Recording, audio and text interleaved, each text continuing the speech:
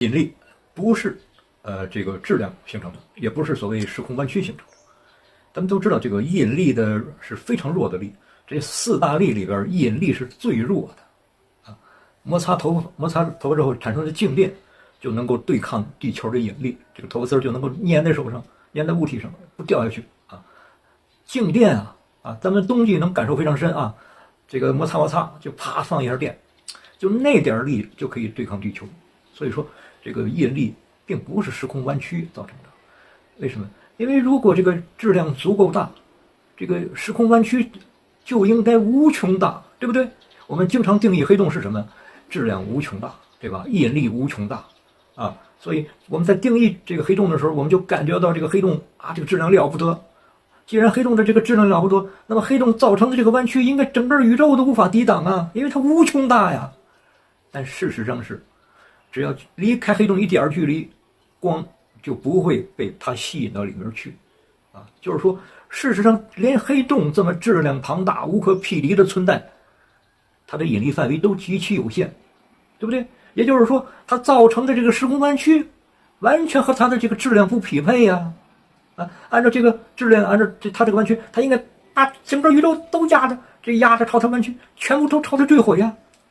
但事实不是如此啊。我们这个银河系是扁平的呀，我们扁平的转呀，并没有把它压成立体的竖着的，都直接掉进黑洞里边去啊。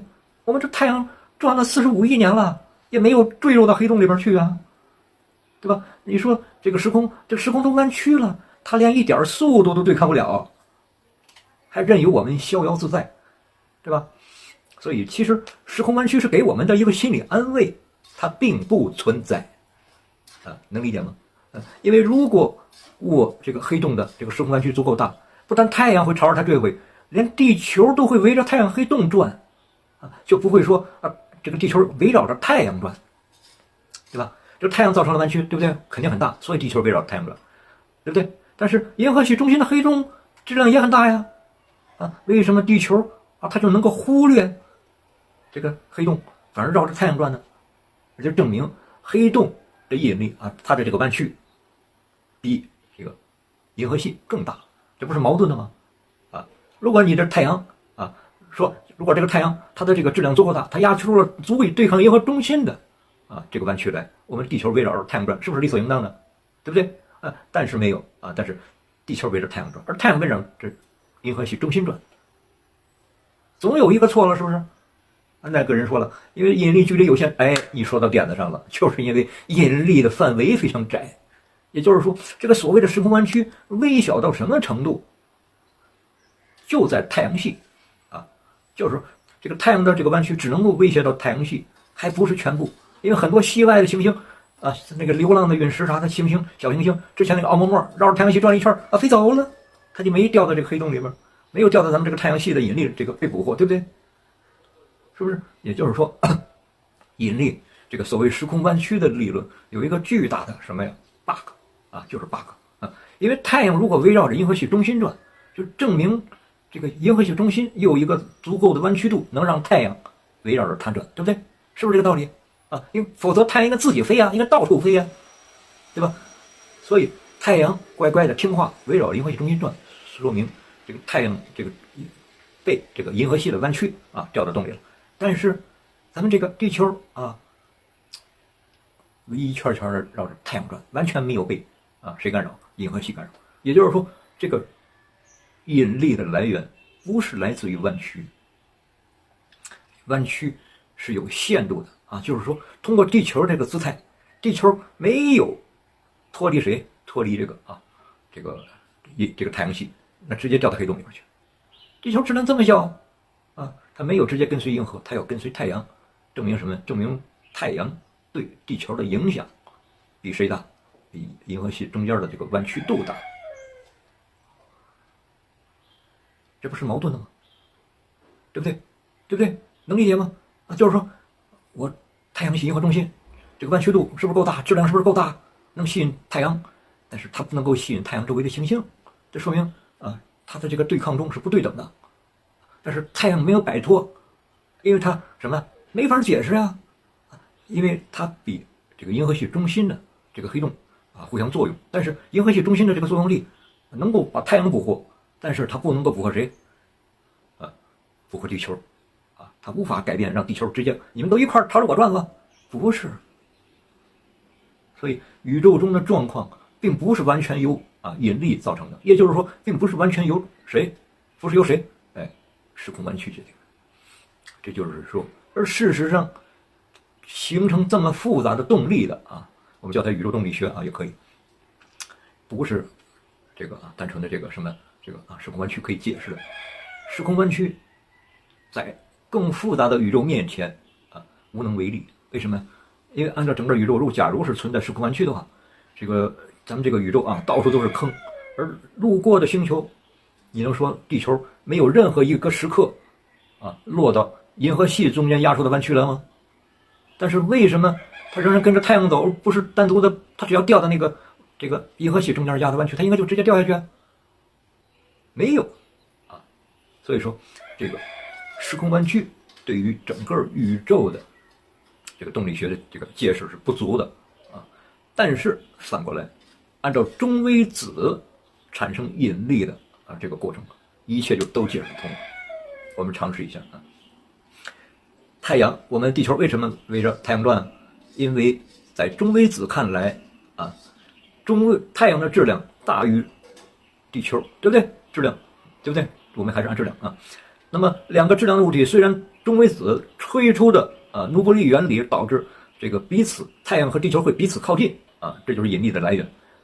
但是谁会围绕着谁转？地球必然会围绕着太阳转。为什么？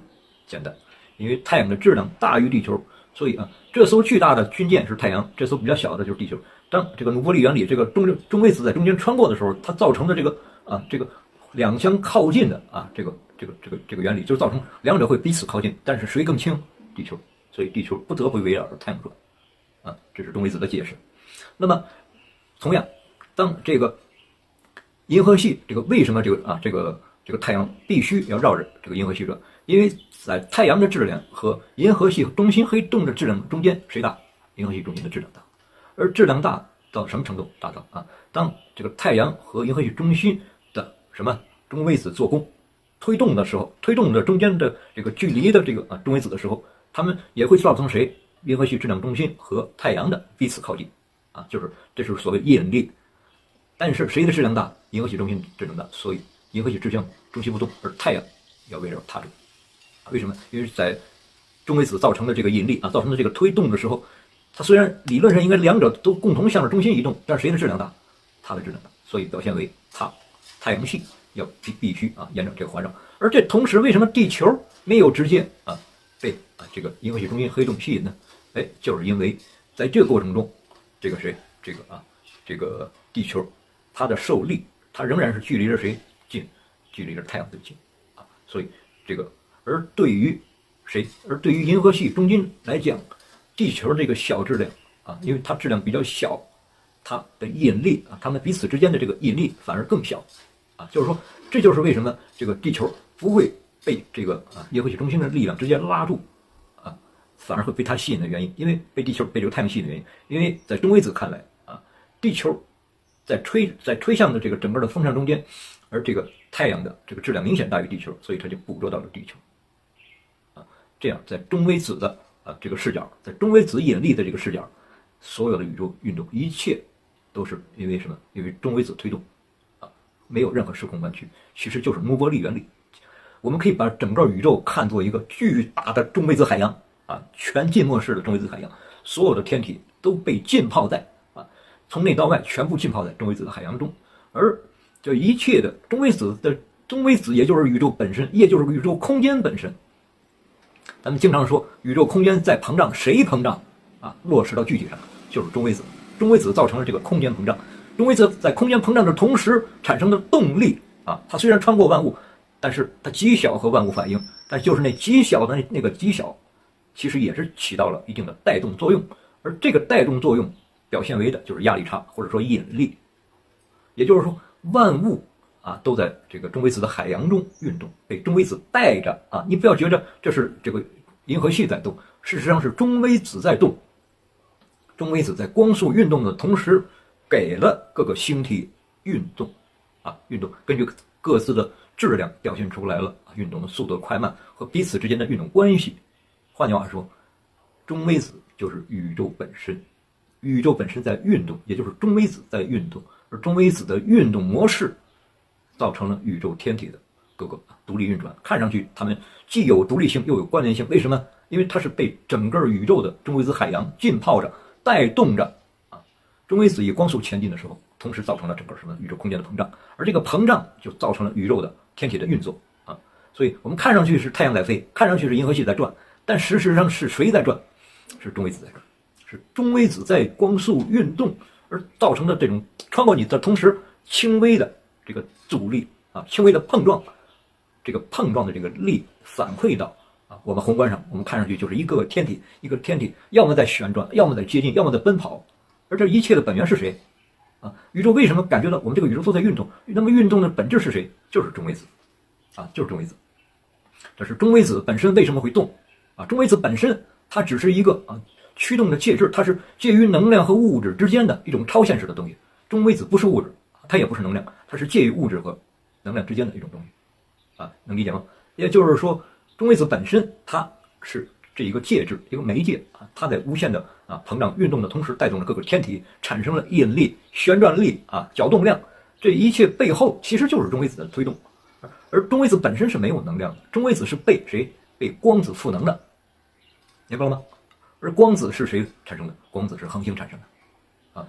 整个的宇宙是一个有机的整体，恒星诞生成光芒，光芒撞击到中微子，赋予了中微子能量，而中微子同时运动，带动着宇宙所有的天体在旋转。这是完整的宇宙动力学。好，请思考，请点赞，请关注。我知道和时空弯曲理论有一些差别很大的差别，但是中微子创造引力，同时它是空间本源的这个学说，能够完整的解释宇宙所有的运动状况、现实、未来和过去，是不是成体系的解释了咱们所有的难题？好，点赞咱们下次再聊。